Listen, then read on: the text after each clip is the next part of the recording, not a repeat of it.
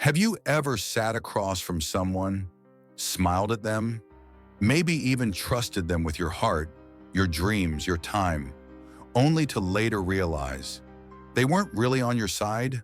Not in the loud, obvious ways, but in the quiet ones, the ones you almost missed, the subtle sabotage, the backhanded compliments, the way your energy felt drained every time they were around. There's something Stoicism teaches us about enemies. They aren't always on the battlefield. Sometimes they sit at your table. So today, we're not here to judge or point fingers. We're here to see clearly, to protect our peace, our path, and our power. And before we dive in, don't skip around. Each of these signs builds on the one before it. This isn't just a list, it's a lens. And the last one, it hit me the hardest. So take a breath. Let's go deeper.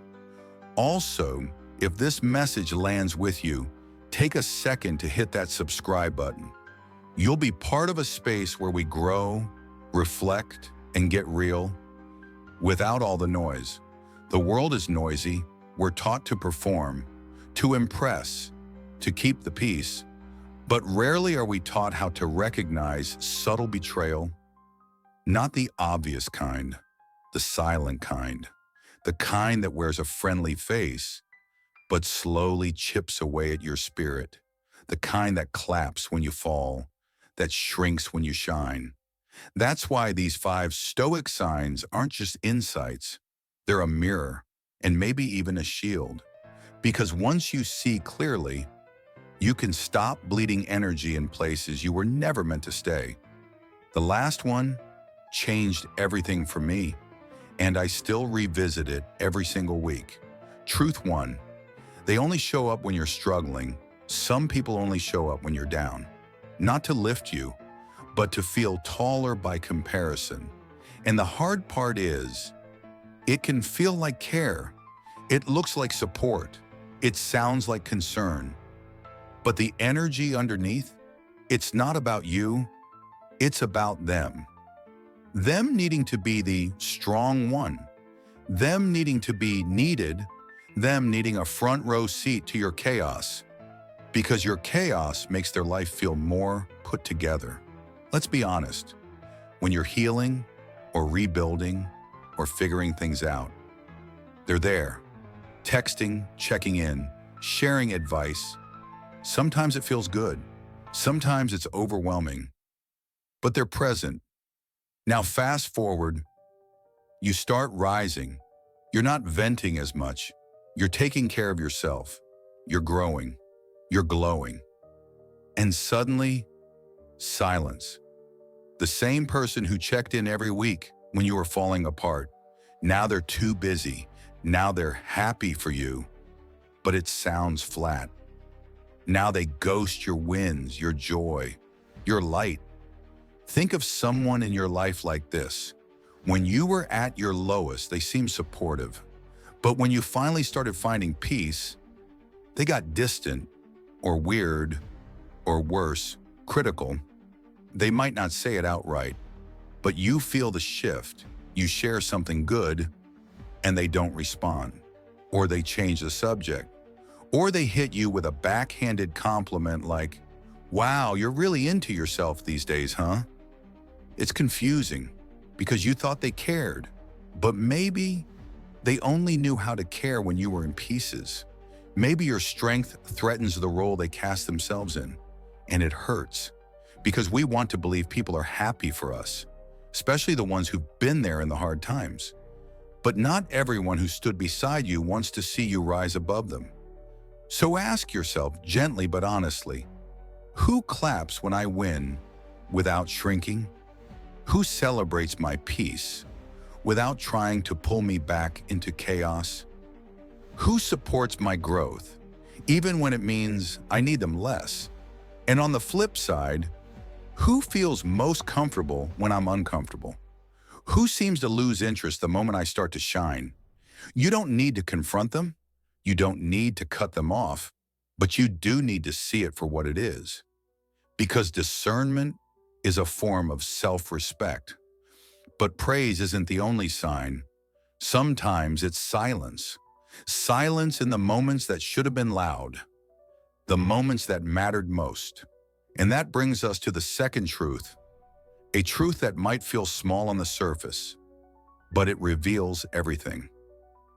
Truth 2, they withhold support in crucial moments. What's withheld in silence speaks louder than what's said in speech. There are moments in life, turning points, where you don't need a grand gesture, you don't need applause, you just need presence, a simple repost, a quiet check-in, a "you've got this" when doubt is loud. But some people go silent, and it's not random, it's calculated. They say nothing when your voice starts rising. They withdraw when your light begins to grow. They downplay the thing you're proud of, or pretend they didn't see it at all. But they saw it. They always see it. You ever post something you poured your heart into? An achievement, a vulnerable truth, a project you've been working on for months, and that one person you thought would celebrate with you is suddenly unavailable. No comment, no like, no message, just silence. But then, they're back in your DMs when you're struggling again, suddenly supportive when you're lost, quiet when you're found. They like the version of you that needed them, not the one that no longer does. And let's be real, some people don't actually want to see you win. Not because they're bad, but because your growth reminds them of where they're stuck.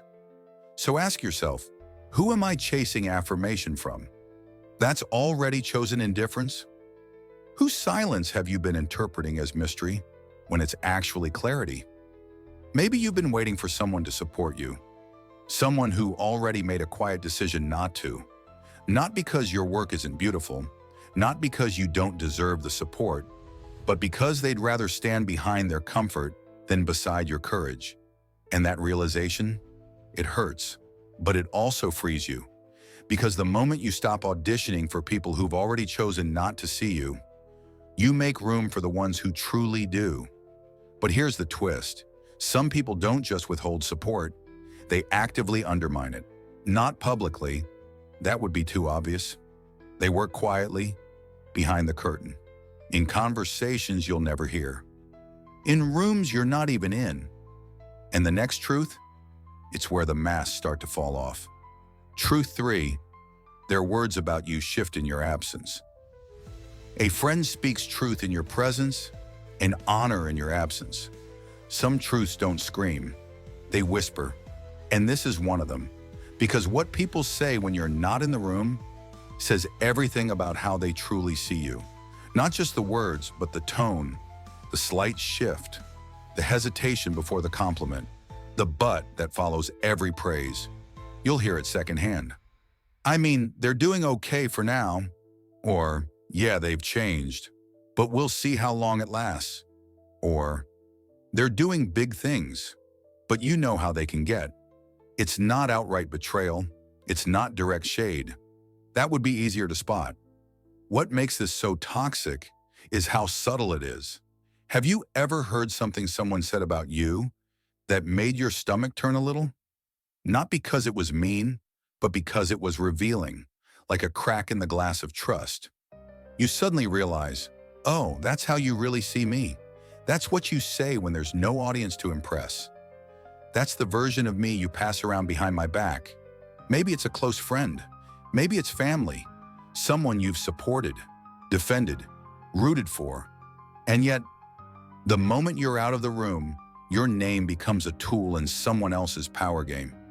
Something they can tweak or tarnish, just enough to feel bigger. And that hurts, because you thought you were safe there. You thought your name was safe in their mouth. So now, pause. Ask yourself something that might feel uncomfortable, but freeing. Would they defend me if I wasn't there? Would they still speak truth about you if no one was watching? Would they still honor you if there was nothing in it for them? Because real ones don't need you to be in the room to protect your name. If the answer is no, protect your proximity, not out of bitterness, but out of self-respect. Sometimes love means stepping back. Sometimes clarity is the closure. But here's the real kicker. It's not just what they say, it's how they move when you're not looking, what they do when you're not around to impress. That's where their real loyalty lives. And the third truth, it'll make you rethink who's really in your corner and who's just near it. Truth 4, they mirror you, but not in a supportive way. Imitation without admiration is envy in disguise. Sometimes imitation is flattery, when it's rooted in respect. When someone says, "You inspired me," and you can feel the warmth in their words. But other times, it's different. It feels like being studied, not supported. Like someone's taking mental notes, not to walk with you, but to figure out how to walk ahead of you. Not to celebrate your work, but to replicate it. Your tone, your cadence, your exact phrases, even your aesthetic. It's all there. But your name, nowhere. And at first you might question yourself. Maybe I'm imagining things. Maybe we're just similar. But over time, a pattern shows itself. They're always just one move behind you, quietly, closely, consistently. This one hits especially hard in creative spaces. Writers, creators, entrepreneurs, people building something out of nothing. You spend nights wrestling with an idea, crafting something original, authentic, hard-earned, and then you see a version of it somewhere else. No credit, no collaboration, just replication. It's not just about content, it's about energy. It's the subtle feeling that someone is borrowing your light because they haven't learned how to kindle their own. So ask yourself, is this collaboration or silent competition? Are they cheering for you in public and studying you in silence? Do they want to build with you or build past you? And here's the truth. Not everyone who follows your work wants to see it grow. Some just want to see how close they can get to it before trying to make it theirs. But you don't have to shrink. You don't have to dim. You don't have to twist yourself trying to stay ahead. Because what's rooted in truth can't be outpaced by imitation. Let them copy the style. They'll never match the substance. They can borrow your words, but not the weight behind them. But this next sign, it's the most subtle and often the most painful, because it's not about what they say or even what they do. It's what they withhold. The final truth is the quietest, but it echoes the loudest. Truth 5, your spirit feels drained after every interaction. The body knows what the mind avoids. Energy speaks before words do. You don't always need receipts or a moment you can point to and say, that's when they cross the line. Sometimes your energy is the only proof you'll ever get. You walk away from a conversation feeling tense, heavier, doubtful, like something in you shrunk. But you can't explain why. Nothing overtly mean was said. They didn't insult you. There was no argument. But something felt off. That uneasy tightness in your chest, that sudden self-questioning spiral after you leave, that's not random. That's your nervous system trying to speak to you before your mind rationalizes it away. We're taught to dismiss that, to be understanding, to assume good intentions, to give people the benefit of the doubt, even if it costs us our peace. But what if we gave ourselves the benefit of the doubt instead? Not all attacks are verbal. Some are energetic, and they're harder to spot because they come dressed in small talk, fake smiles, and polite tone.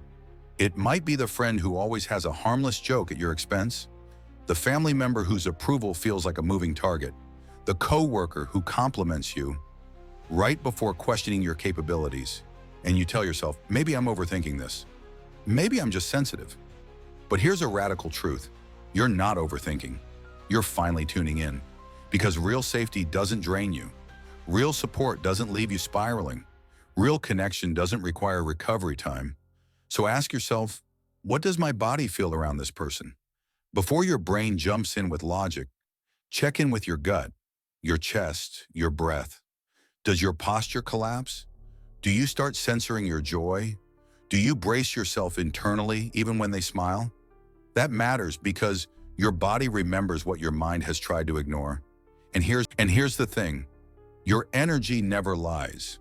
Your body is not being dramatic, it's being honest. It's not paranoia, it's pattern recognition. We spend so much time trying to spot the obvious betrayals, the harsh words, the loud betrayals, the dramatic exits.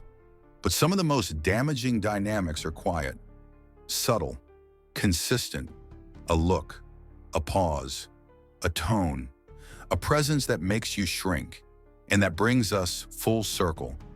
Because this isn't just about them, it's about you. The you that's learning to trust your intuition. The you that's choosing peace over performance. The you that no longer needs a reason to walk away from what feels wrong. Not everything has to explode. Some things just need to end. Quietly, intentionally, and with your energy intact. If this is landing with you, make sure to subscribe. There's more where this came from. Tools, ideas, and gentle truths to help you reconnect with what really matters. So let's breathe this in together. These were the 5 signs someone might be secretly working against you. 1. Their praise feels conditional. 2. They go silent when it matters most. 3. Their loyalty fades in your absence. 4. They imitate, but not to honor. 5. Your energy knows, even when your mind doubts. Not everyone around you is rooting for you, but that's not a reason to harden. It's a reason to see clearly, to choose wisely, to protect your energy like the sacred thing it is. You're not here to prove. You're here to live aligned. And I want you to remember this. You don't need loud enemies to be in danger. Sometimes it's the soft betrayals that cost you the most peace. Let me know in the comments. Have you ever had to distance yourself from someone like this? I genuinely read them. Until next time, stay grounded, stay clear, and protect what's sacred.